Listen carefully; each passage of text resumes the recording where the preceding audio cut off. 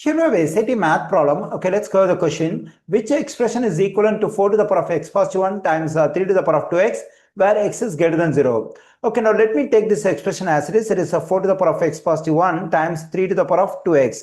Now, let me consider the product rule in exponents, and that is, let me multiply two powers with the same base.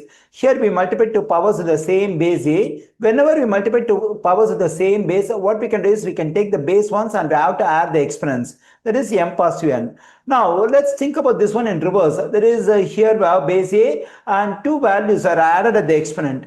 If two values are added at the exponent, what we can do is we can take this base a separately for each value and multiply the results as we have on the left side. The same thing I'm going to do for this one. Here two values are added at the exponent. Now what we can do is we can take this base 4 separately for each value and multiply the results.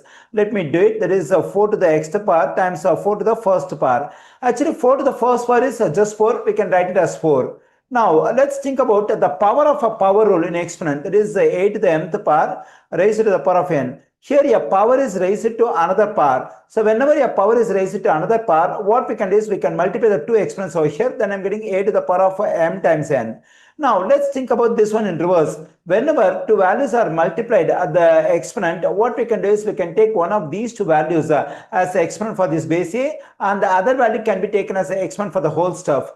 Okay, here when I consider this stuff, two values are multiplied at the exponent 2 and x. Now what we can do is we can take one of these two values as the exponent for this base 3. Here I'm going to take this value 2 as an exponent for this base 3. Then I'm getting 3 square. Now we can take the other value x as an exponent for the whole stuff over here. Okay, I just used the power of a power rule in reverse order in this one. Okay, now let's do some simplification. We have 4 to the x power times 4, and the value of this 3 square is 9. That is, we get 9 to the x power. Okay, here we can write this 4 in front of everything because it's just a constant. Then we get 4 times 4 to the x power times 9 to the x power.